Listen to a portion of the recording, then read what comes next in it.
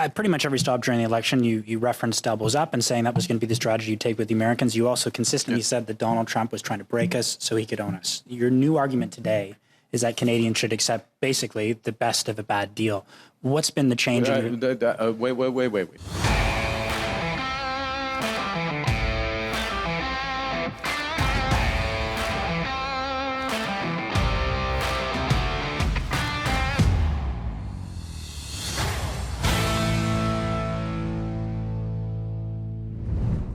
Mark Carney promised Canadians he'd go elbows up against Donald Trump, that he'd handle Donald Trump, and that he would deliver dollar for dollar retaliation. Instead, at his latest press conference, he announced that he was effectively surrendering to Donald Trump, with reporters grilling him on backing down, scrapping tariffs, and breaking his own promises. Let's take a look. As a result of that decision by the United States, the actual U.S. tariff rate on Canadian goods is 5.6%. Compare that to the 16% global average. That remains the lowest amongst all of the United States trading partners. And more than 85% of Canada-U.S. trade is now tariff-free. So let's be absolutely clear. Canada currently has the best trade deal with the United States. And while it's different from what we had before, it is still better than that of any other country. So as we work to address outstanding trade issues with the United States, it's important, it's vital. We do everything we can to preserve this unique advantage for Canadian workers, Canadian businesses. So, given the Liberals' penchant for cherry-picking data and kind of twisting the numbers the way that they want them to go, is any of that true, Ryan? It's kind of true. Here's the thing. So, a bunch of the stuff is already under CUSMA, right? 85%. Now, let's just take Carney at his word, right? So if we take Carney at his word, and when he took office, the tariffs on Canada were actually lower. They're actually about half as much as what they were. And Carney was jumping up and down and telling Canadians that this is the biggest crisis of our lifetimes, and that he's the only one that can actually deal with it. Fast forward to now, and he's saying, well, 85% is tariff-free. This is the best deal that we have, and we should look at preserving this. So tariffs has gone up by a factor of 2 since Mark Carney took office, and he's saying, no, this is a great deal, folks. We need to preserve this. So here's the thing. He can say that 85% of the of trade is tariff-free, but we have 50% tariffs on steel. That's huge, especially in a steel town like Hamilton. And we have 25% tariffs on auto parts and auto-related goods that are going back and forth. And we have the auto sector basically saying it's getting unaffordable to actually have this stuff in Canada now. Because remember, as you all do, we have a very integrated trade relationship when it comes to manufacturing cars, especially with Ford, GM, and other ones. They send parts up here, we do something to that and send it back down there, and it's constantly going back and forth. The auto sector doesn't even really regard that there's a border there. They're just like shipping it to one of their other factories. So that's a problem. And then there's softwood lumber. So, that has the potential to reach up to 60% in terms of tariffs. But Carney is trying to say, well, everything's fine. Everything's fine. This is a joke, folks. And the best part about this press conference, because I'm not gonna let you listen to like the other 10 minutes of him trying to spin this. The best part about this is none of the reporters were having it. Kyle Duggan, the Canadian Press. Mr. Carney, thank you for taking our questions. Your critics are going to say that this is an elbows down approach, that you're backing down to Trump. What are you gaining by dropping these tariffs? So the first thing to say is, let's be clear. We have the best deal of anyone in the world right now. We have the lowest tariff rate on average, a little over 5.5% versus that 16% average for the world, and in many cases much higher. We have that confirmed in an executive order of the president a few weeks ago. It's important that we preserve that. It's important that we preserve that while we focus on two things: the strategic sectors, steel, aluminum, autos, lumber, and we focus on the upcoming review and likely changes to CUSMA. So we are matching something the Americans have done here first. Okay? And it's very significant. It's unique. We get the benefit. The second thing is, and I'll take your analogy. And I have played some hockey over the years. And there is a time in a game, in a big game, and this is a big game, when you go hard in the corners, your elbows up. The time in a game where you drop the gloves in the first period and you send a message. And we've done that pretty uniquely in the world. We happen to have the best deal with the Americans right now. I'd note. But there's also a time in a game where you want the puck, you want a stick handle, you want to pass, you want to put the puck in the net. And we're moving later into the game, and we're at that time in the game. And that's where the engagement is. Thank you. Okay, to use Mark Carney's analogy, what he's done is he's pulled his goalie, taken all of the players off the ice, and given the puck over to the other team. Well, and this is what I don't understand. He keeps saying Canada has the best deal in the world right now. Is he referring to CUSMA, which was already in place? Yes. Because, I mean, Canada has not been able to secure an additional deal with the Americans, while other countries have. We talked about this a few weeks ago. Right. And the issue is that he's just using the average, right? He's not even using on volume, right? This is the big difference. He's not using volume statistics, and as they say, you can make statistics say whatever you want them to say. So let's say you're a country and you send $400 billion in trade that is tariffed, right? Like, just it's a massive amount of stuff, $400 billion a year, and that's tariffed on, let's say, one good. And then you have 1,000 other goods that aren't tariffed at all, right? But that only amounts to maybe $1 million in trade. What he's doing is he's taking the 1,000 other goods at 0%, and then he's taking the rest of it at the high percent, and he's doing an average. So he's fudging the numbers. He's making the number say what he wants them to say. Well, it's like this example that I often use. If you have 100 people and one of them is given $1 million and 99 of them are given $1, the average is that they each got $10,000 approximately, which we know that's not true. Only one person got $1 million, the rest got $1. So the issue here is that he's completely ignoring that the tariffs on the goods that are tariffed have gone up by a factor of 2 since he took office, and that we've always had CUSMA. Well, and he's trying to take credit for something that was in place long before he got here, before he was even back in the country. Right. So if you look at the environment for what it is, it's not that he's done nothing, because he's done nothing. He's actually allowed the tariff environment in Canada to get twice as bad. And he's out there trying to say, but we have the best deal with the Americans right now, and we need to preserve that. And what is this about the hockey euphemism? It's like, it's so cringe. It is. It's dumb. It's very dumb. So this is where, like, people aren't buying this stuff, which is good. It's good that the actual reporters are reporting and doing their job.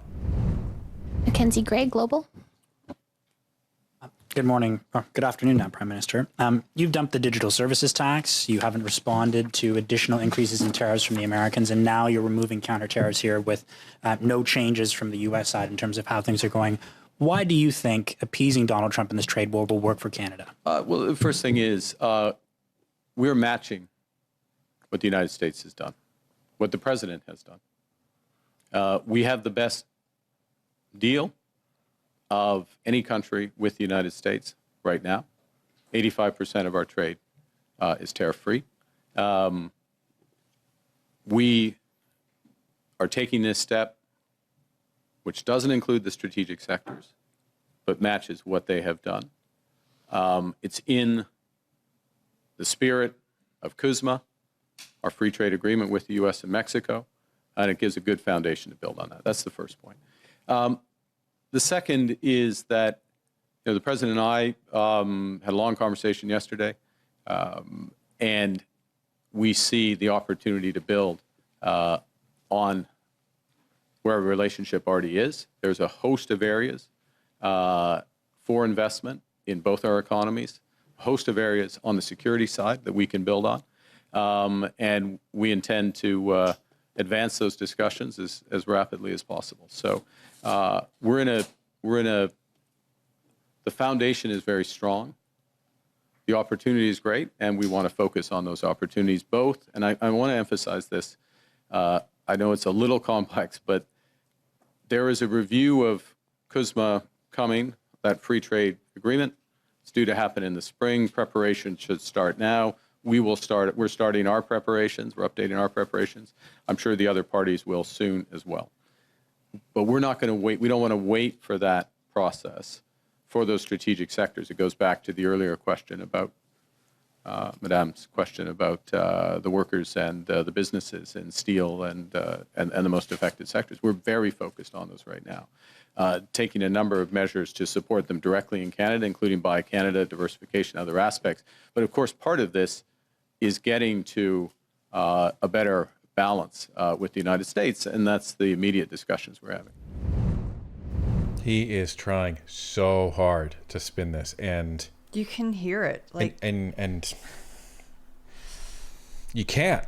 as I say, he hasn't been a politician long enough to be a spin doctor. You can't spin this, and the Canadian public is not going to fall for this because no new deal has been announced. That's the issue. Well, and in fact, the things that were already tariffed, the tariffs are worse. So how is he trying to spin this as some sort of win? Well, he's like, well, we're matching what what are you even talking about? You guys just took off the remaining counter tariffs, or most of them anyways, from what I can tell, and are like, oh, now we can go back to the table. Again, what are we getting for this? Nothing. Well, that's it. We're getting to move from the kiddie table to the grown-up table? Give me a break. Well, it sounds like he wasn't even able to move forward with Donald Trump until this phone call. And who knows? Maybe in order to actually get the phone call, because he's allegedly been trying to get him on the phone for about a month, maybe in order to get the phone call, he had to say, I'm going to take all the tariffs off. You never know, because that would be in line with what happened last time when he said, well, we're going to implement the digital services tax now. And Trump said, no, you're not even talking to me. Take it off. Well, and see, this is what I don't understand. The digital services tax was dropped so that Canada could negotiate again. Now, why were these counter tariffs dropped? Right. What are we getting for that? Nothing? Well, that's it. Zero. We're not getting anything. All we're getting is now potentially increased competition from the Americans because now we're not tariffing those American businesses. That's what all this sounds like. Yet their tariffs remain in place. Wow. What a deal. Best deal in the world.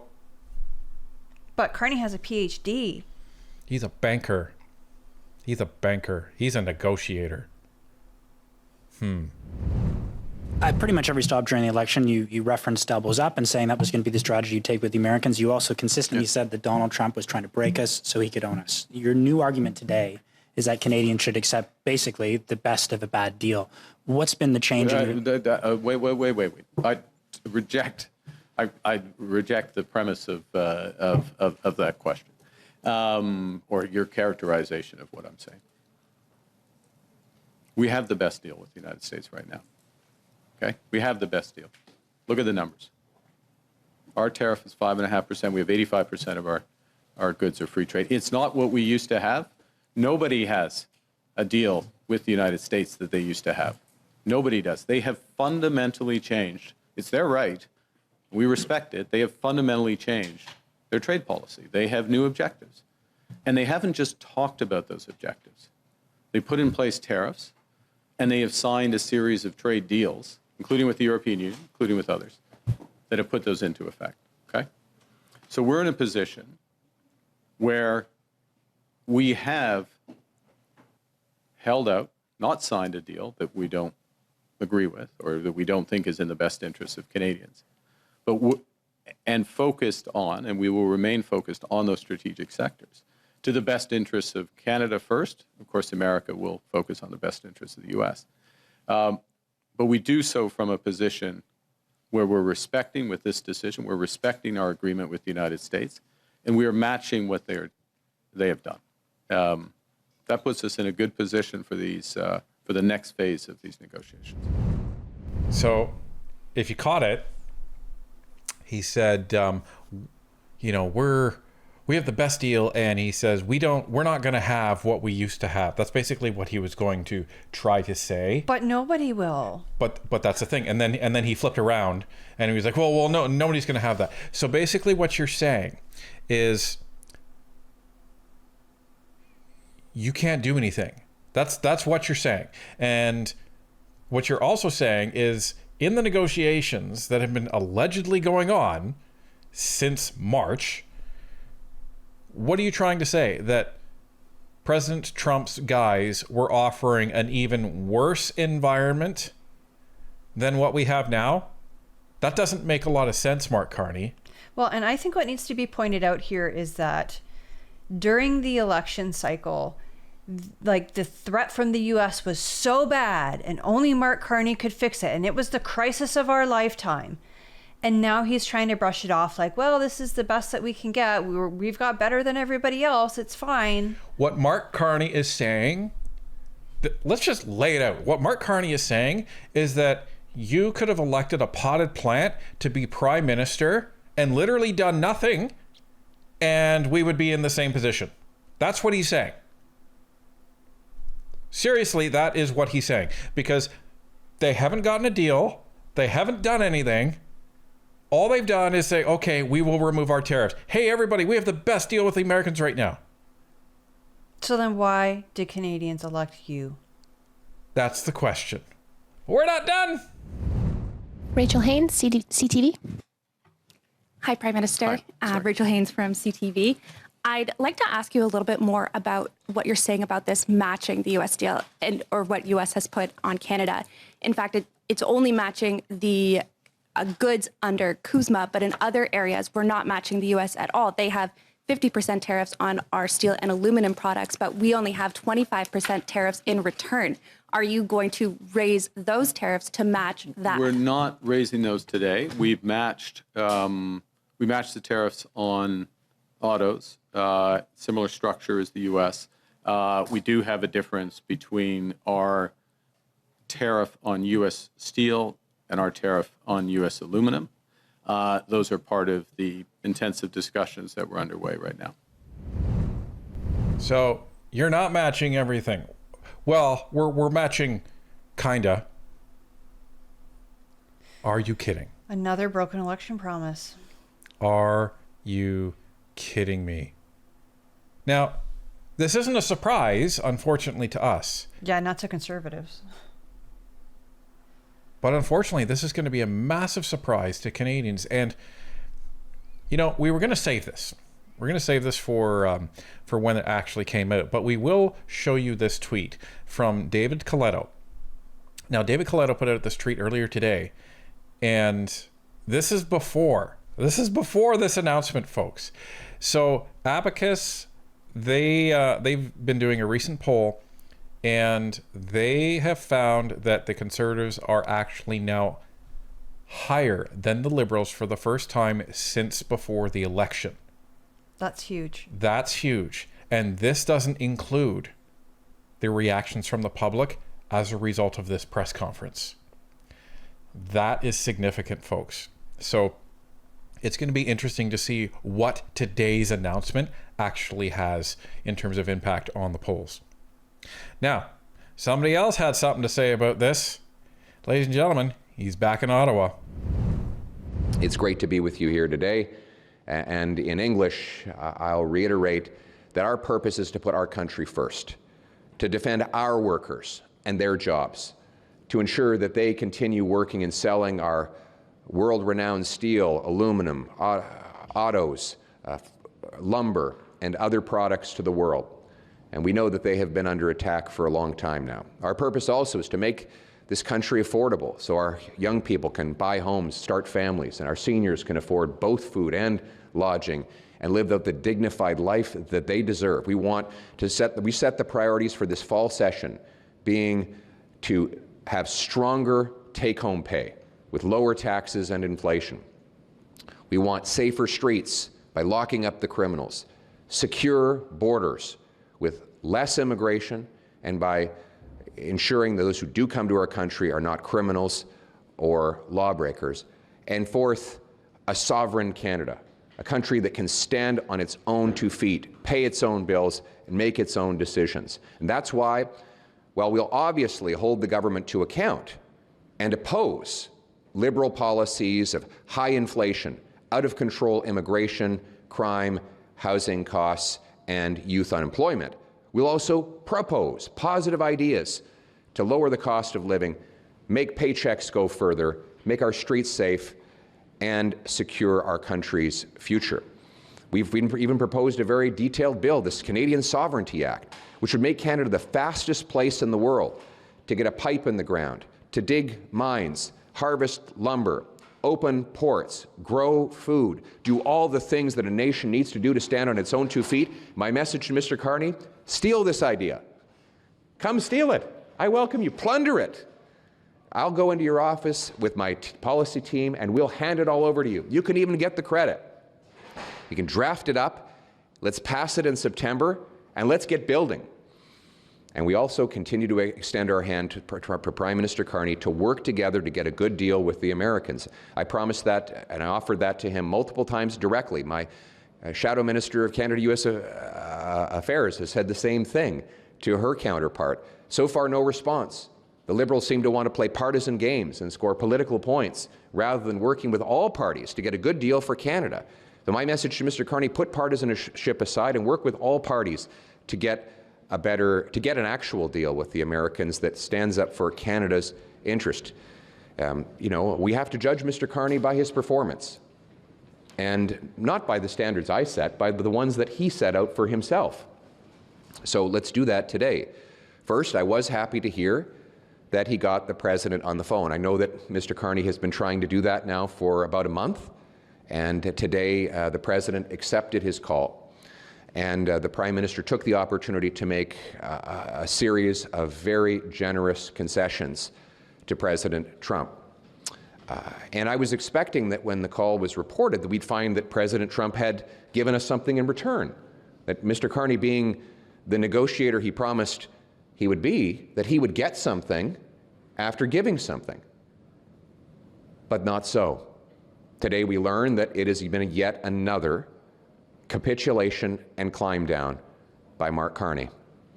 His elbows have mysteriously gone missing. And this call follows on other concessions. He promised during the campaign he would have dollar-for-dollar retaliation. He pulled that back. He made concessions on the military while getting nothing in return.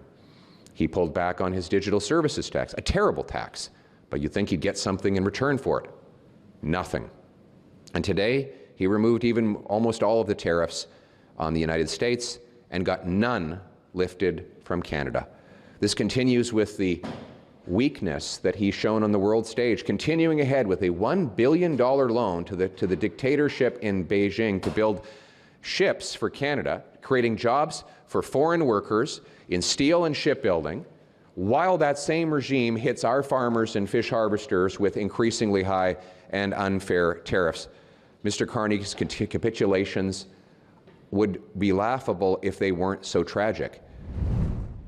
So that's about the first 4 minutes of that press conference with Pierre Polievre, and we encourage everybody to watch the rest of it. And he's been very careful, and this is kind of the Pierre I was hoping we would see.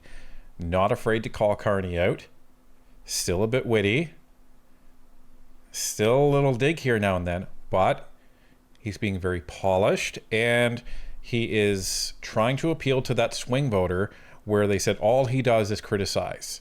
So what he's trying to do is say, you know what, I'm going to congratulate on the actual good things and on the wins, but I will completely criticize you and rip you apart professionally when you let Canada down. And that seems to be the Pierre that we're seeing there. And he's bang on everything. Yeah, absolutely. And one of the things I noticed he said was interesting to me because we've heard it privately from other people within the party, and it was that ministers are being contacted about particular things. Here's the conservative idea. This would be good for Canada because there's a huge problem in this area that you're responsible for. Like, can we work on something? Can we do something for Canadians? And the Liberals are not responsive. Well, and this is the thing. It is a really, really good approach here, because what the Liberals were trying to accuse the Conservatives doing at the end of the last session is just obstructing, blocking, and completely shutting everything down, and nothing gets done in Canada.